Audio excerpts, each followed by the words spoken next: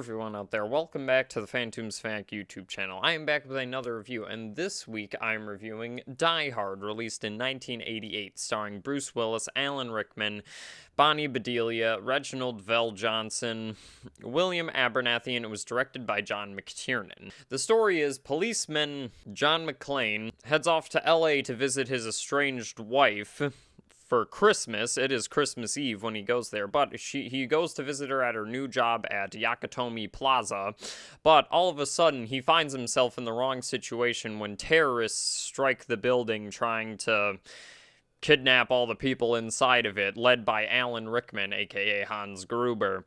So John McClane has to try to save the hostages the best way he can, but he's in the wrong situation. This is the wrong situation for a New York policeman to be. Obviously, this movie is one of the best fucking Christmas movies ever. Yep, it's a Christmas movie. Don't at me. Everybody fucking knows this at this point. But no, one of my favorite things about this movie is, unlike a lot of the 80s action movies, such as Arnold Schwarzenegger movies or Sylvester Stallone movies or Steven Seagal movies, one thing that I commend this movie about is the fact that Bruce Willis in this movie, playing John McClane, he is a cop. He isn't an infant. He isn't unbelievable action movie star as he goes around shooting people. You feel the fact that he is in the wrong situation, but he's fucking trying his best to save everybody in this situation. Because there's a scene where he sees a guy gets shot, and he's like, "Why didn't you do something, John?" And it's like, "Because you would have fucking been killed then, John." And every single time that he is in an action scene in this movie, which are very well choreographed, it is very tight and very intense, still from the action movies, action scenes, when he is getting shot at and he's trying to dodge out of the way of bullets, or if, like, he's hanging off of a strap trying to access this ventilation shaft, you feel the intensity of these situations. You're like, is he going to be okay? Obviously he is gonna be okay, but you definitely feel that he escapes just barely by the like skin on his teeth or something like that. Like, he always has such close call scenarios and he barely makes it out of them just because he fucking goes all in what he's doing. I love that. And the characters in this are so memorable. You have the douchey lawyer who then just gets shot by Hans when he tries to give John up. Or you have Hans Gruber, one of the best action movie villains, played expertly by Alan Rickman. He just commands the scenes whenever he's on screen, and you can tell that he's like smart and very cold. He's just like, you need to cut him off the elevator and we need to get those detonators back. And obviously iconic quotes such as, "Now I have a machine gun. Ho, ho, ho." And then other members of the villains, like the nerdy guy who is working on breaking through the vault. He's so entertaining in this. And then the blonde psychopathic German guy who just wants to fucking kill Bruce Willis because he killed his brother.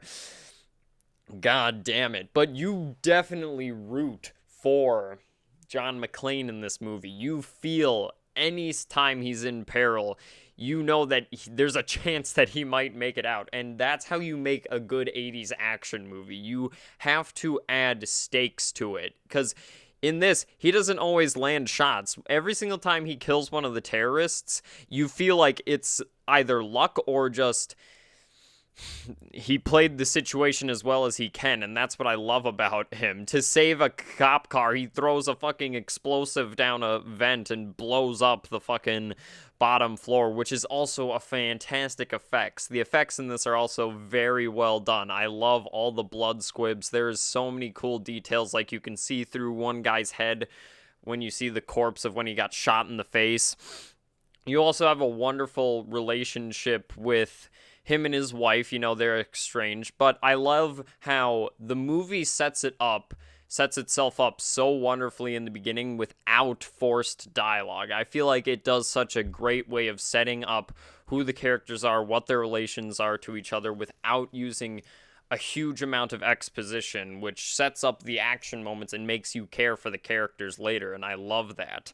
Because you have his wife in the hostage situation, and instead of telling the kidnappers her actual name, Holly McClane, she says Holly Gennaro to try to keep it a secret that she is the wife of Bruce Willis's character who's running around the building trying to stop the terrorist, which I love. That is such a clever idea, and the characters make smart decisions. John McClane makes smart decisions. He goes to the roof to try to get people off of it, or he tries to go to the roof to call people on the radio. You also have the interaction between him and Hans Gruber over the radio, and he's like, Mr. Cowboy, and he's like, yippee-ki-yay, motherfucker. Bruce Willis is also very good in this. He can capture the scenes where, like, he's getting shot at. He's like, fuck, shit, fuck.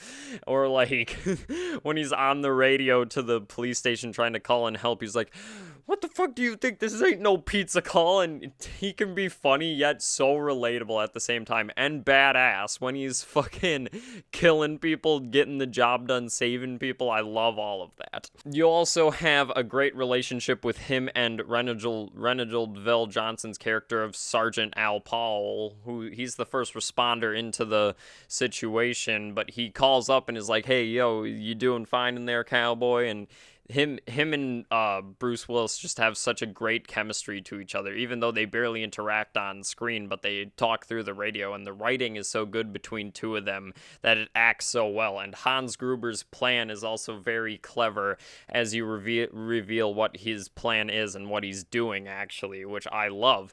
This is one of the best action movies ever. The action is so tight. You feel every hit. You know that there's a chance that John McClane won't make it out of this, but he still tries his best. I think that's one of the best things ever in this. The effects are so good, the characters are so memorable, there are so many good comedic moments, but yet very serious moments.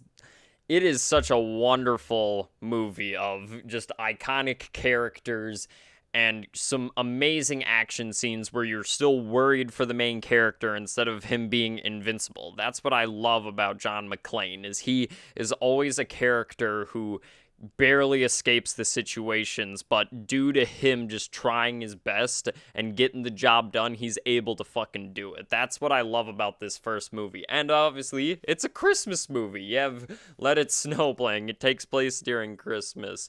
It's all so wonderful. I love this movie. It has a great sense of humor.